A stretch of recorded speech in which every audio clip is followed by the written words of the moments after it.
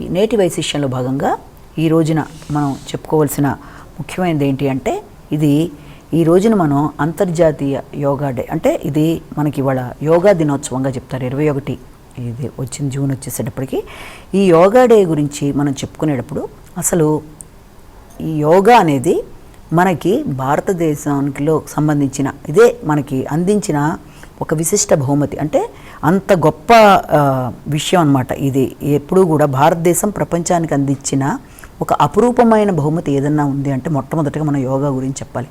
యోగా అనగానే చాలామంది ఏమంటారు అంటే ఇది ఒక ఫిజికల్ ఎక్సర్సైజ్ అన్న భావనలో ఉంటారు. యోగా అంటే ఏంటంటే అది ఒక యోగ సాధన. ఆ యోగ సాధన అనేది కనుక మనం చూసినట్లయితే మనిషి మనసు, తనువు, ఆత్మ వీటన్నిటినీ కూడా మమైకం చేసుకుంటూ ముందుకు వెళ్ళే అంటే వీటన్నిటినీ కూడా మనసుని, ఆత్మను, తనువును ఏకం చేసి మనిషిలో దివ్యత్వాన్ని నింపే ఒకానొక యోగ సాధనగా మనం దీన్ని చెప్తాము. అది మహోన్నత సాధనంగా దీన్ని మనం చెప్పుకోవడం జరుగుతుంది. అలాగే దాంతోపాటుగా వ్యక్తికి ఎప్పుడు కావాల్సింది ఏకాగ్రత. ఏకాగ్రత అంటే కాన్సన్ట్రేషన్ పెరిగిన వ్యక్తికి జ్ఞానం అనేది అభివృద్ధి చెందుతుంది. జ్ఞానం అనేది కనుక ఎప్పుడైతే నాలెడ్జ్ అనేది పెరుగుతుందో ఆటోమేటిక్గా దానికి అలాంటి జ్ఞానం పెరగాలి అంటే దానికి ఏకైక మార్గం మనం యొక్క యోగా కిందకి చెప్తాం అనమాట. యోగా వల్లే మనిషికి కాన్సన్ట్రేషన్ అయినా ఏదైనా కూడా సాధ్యపడుతుంది అన్నదానికి కూడా యోగా అనే దాన్ని మనం విశిష్టంగా ఉపయోగించుకోవచ్చు. అంటే నీకున్న సమయాన్ని వృధా చేయకుండా ధ్యానం మీద దృష్టి పెట్టి నువ్వు ఆలోచనలను నియంత్రించుకుంటూ ముందుకు వెళ్ళినట్లయితే ఆ యోగ సాధన ద్వారా నీలో అభివృద్ధి అనేది ఏర్పడుతుంది. అంతేకాకుండా ఇంకో రకంగా కూడా మనం చూసుకున్నట్లయితే చాలామంది యోగా అనగానే ఏమనుకుంటారంటే మామూలుగా ఇది ఒక వ్యాయామం కిందకే మాట్లాడతారు. అలాగే అష్టాంగ యోగాన్ని కానీ మనం తీసుకుంటే దాంట్లో మనకి అష్టాంగ యోగాలో చాలా ఉన్నాయి. యమ, నియమ, ప్రాణాయామ, ప్రత్యాహార, తర్వాత ధారణ, ధ్యానం, సమాధి, ఇవన్నీ దీంట్లో వరుసపెట్టి ఆసనాలు ఇవన్నీ కూడా అష్టాంగ యోగాలో మార్గాలు. కానీ ఇవే దీంట్లో అన్నీ చేయకుండా కొంతవరకే చేసి ఒక ఎక్సర్సైజ్ మాత్రమే చేసి దాన్నే యోగా అనుకుంటూ ముందుకు వెళ్ళిపోవడం కూడా మనం చూస్తూ ఉంటాం. కానీ మామూలుగా చూస్తే ఏ మనిషికైనా అనారోగ్యం అనేది ఏర్పడితే అనారోగ్యానికి మూల కారణం ఏంటంటే ఎవరికైనా సరే మనసే మూల కారణం అవుతుంది. అంటే వచ్చిన అనారోగ్యం కంటే దాని గురించి ఆలోచనలతో కూడా కొంత అనారోగ్యాన్ని మనం పెంచుకునే అవకాశం ఉంటుంది. కనుక మనసు అనేది ప్రధానంగా అనారోగ్యాలకి మూల కారణం కనుక ఆ మనసుని నియంత్రించే శక్తి అనేది యోగా ద్వారానే సాధ్యపడుతుంది. కనుక దాన్ని నియంత్రించుకుంటూ ముందుకు కనుక వెళ్ళినట్లయితే అనారోగ్యాలను కూడా మనం అధిగమించవచ్చు. ఎప్పుడైతే మనసు ప్రశాంతంగా ఏర్పడుతుందో ఆ మాలిన్యాలు మనసులో చేరవో అనారోగ్యాన్ని మనం అధిగమించగలుగుతాము అన్నది ఒకటి చెప్పచ్చు. అలాగే వ్యక్తికి మూలాధార స్థానం నుంచి స్వాదిష్టానం వరకు కూడా ఎప్పుడైతే కుండలిని శక్తిని జాగృతం చేసుకుని అక్కడ దాకా తీసుకొస్తారో దానివల్ల చేరుకున్నాక ఎప్పుడు మూలాధార నుంచి స్వాదిష్టానం వరకు ఎప్పుడైతే ఈ కుండలిని శక్తిని ప్రభావితం చేసుకుంటామో అప్పుడు కలిగే సంతానం ఉత్తమమైన సంతానం జన్మిస్తారని కూడా దాని గురించి అంటారనమాట. అందుకే గృహస్థాశ్రమం కంటే ముందే యోగాని మొదలు పెట్టాలి అన్న విషయాన్ని కూడా చెప్తారు. ఆ విషయానికి కూడా కారణం అదే. అలాగే యోగా అనే శబ్దానికి మనిషికి మనం చూసుకున్నట్లయితే మన యొక్క మనస్సు పరమాత్మయందు లీనమవ్వడం అనేది ఒకటి చెప్తాము. దాంట్లో రకరకాల విధానాలు ఉన్నాయి. అంటే ఇప్పుడు మనం చెప్పుకున్న అష్టాంగ యోగ మార్గాల యమ, నియమ వీటి గురించి చెప్పుకున్నాం కదా. వీటిల్లో కొన్నిటికే ప్రాధాన్యత చాలా వదిలేయడం బట్టి యోగాకి ప్రాధాన్యత అనేది చాలా వరకు తగ్గిపోతుంది. అలాగే మనం తీసుకున్నట్లయితే ఎవరికైతే కుండలిని శక్తి ఇప్పుడు మూలాధారం నుంచి స్వాదిష్టానం ఉత్తమ సంతానానికి అనుకూలం గృహస్థాశ్రమానికి ముందు. అలాగే ఇదే కుండలిని శక్తి మనకి గనక తీసుకుంటే ఈ యొక్క మణిపూరక చక్రాన్ని అది దాటుతుందో ఈ కుండలిని శక్తి ఎప్పుడైతే దాటుతుందో దానికి వ్యక్తికి ఆధ్యాత్మిక జ్ఞాన సంపన్నుడిగా మారుతాడు. అంటే కుండలిని శక్తి మారడం. అలాగే అనాహత చక్రాన్ని గనక ఈ కుండలిని శక్తి ఎప్పుడైతే దాటుతుందో యోగాలో మనం తీసుకున్నట్లయితే అప్పుడు ఆ వ్యక్తి విశ్వప్రేమ జనితుడు అవుతాడు. అంటే అందరి మీద విశ్వప్రేమ గల మహాత్ముడు అవుతాడని చెప్పచ్చు.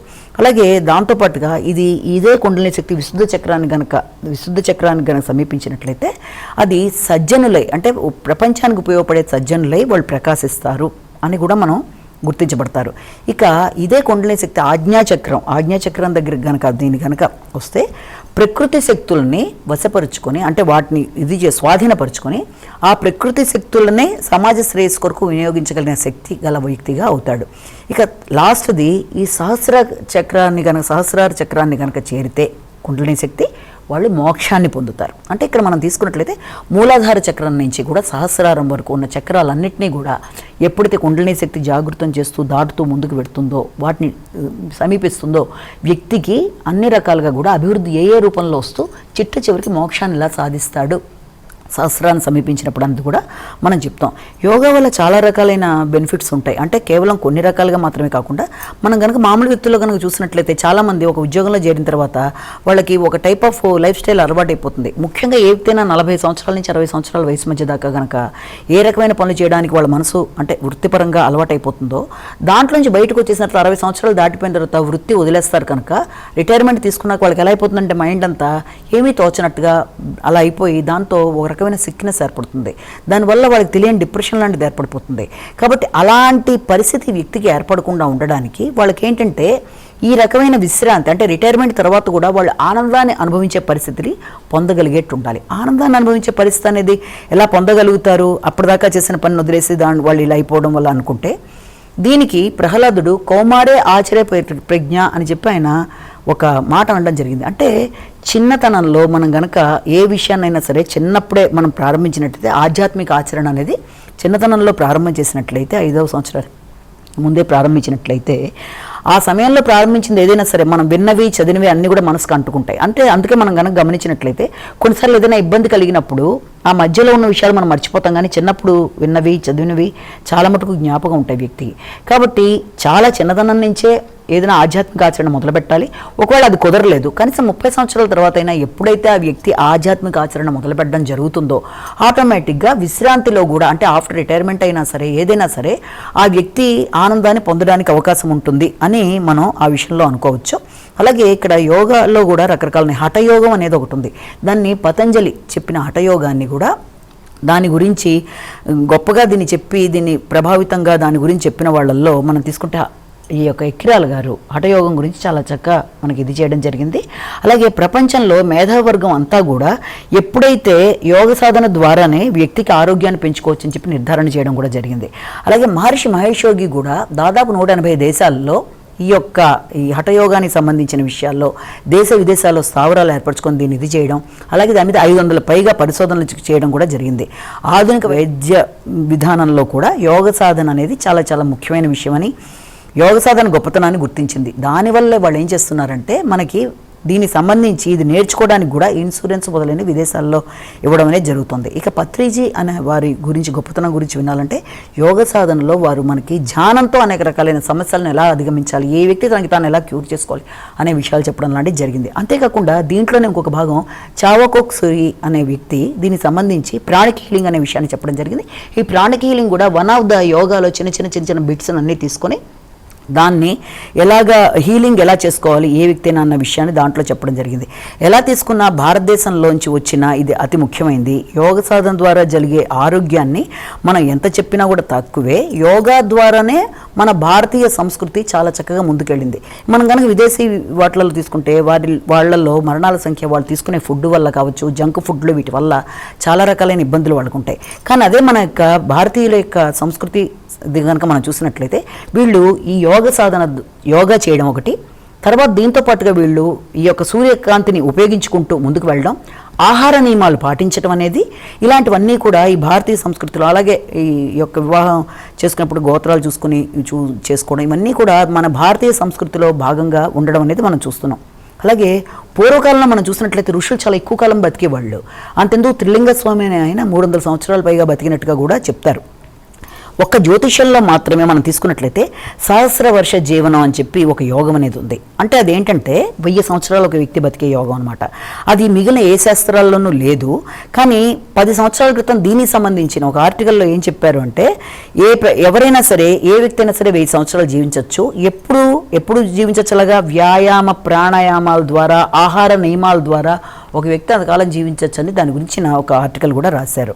ఇక ఒకానొక సందర్భంలో ఒక 85 ఏళ్ల ఒక టిబెటన్ యోగిని నువ్వు ఎందుకు ఈ వయసులో కష్టపడి యోగా చేస్తున్నావు, ఎందుకు నిన్ను ఇబ్బంది పెట్టుకుంటున్నావు ఒక వ్యక్తి ప్రశ్నించినప్పుడు, లేదు నేను ఆనందంగా మరణిద్దామని అన్నాడు. ఆనందంగా మరణించడం ఏంటి? ఏ వ్యక్తి అయినా ఆనందంగా మరణించడం ఇంత కష్టపెట్టుకుంటున్నావు కదా అంటే కష్టం కాదు. మనకి ఎప్పుడైనా సరే ఒక వ్యక్తి ఏదైనా బాధ అనుభవిస్తూ ఆ బాధలోనే కనుక మరణిస్తే తర్వాత లైఫ్లో కూడా అదే కంటిన్యూ అవుతుంది. మనకి భగవద్గీతలో కూడా అదే చెప్పడం జరిగింది. ఏదైతే అనుభవిస్తూ ఆ వ్యక్తి ఇదవుతాడో అదే దాన్ని కంటిన్యూ అవుతారు. కనుక ఈ విషయంలో ఆధ్యాత్మికత అలాగే ఆనందం అనేది తను పొందుతూ దాని పరంగా ముందుకు వెళుతున్నట్లయితే తప్పకుండా తను అన్ని విధాలుగా కూడా అనుకూలంగా ఉంటుంది అని దాని యొక్క ఉద్దేశంగా అతను చెప్పాడు. ఇలా చెప్పుకుంటూ పోతే చాలా రకాలంగా చాలా విషయాలు యోగా గురించి ఎంత చెప్పినా కూడా తక్కువే.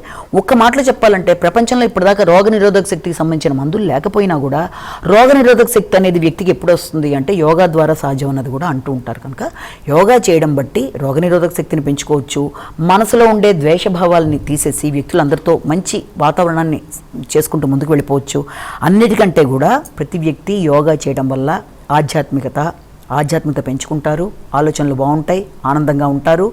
ఆనందం, ఆధ్యాత్మికత, ఆరోగ్యం అన్నీ కూడా యోగాతో సాధ్యం. కనుక యోగా చేయడం బట్టి అన్ని విధాల వ్యక్తికి అనుకూలమైన అవకాశాలు, మార్పులు, మానసిక ప్రశాంతత ఏర్పడుతున్నది మనం ఈ రోజున తెలుసుకుంటున్నాం. కాబట్టి మనం యోగా చేసి ఆరోగ్యాన్ని పెంపొందించుకోవాలి.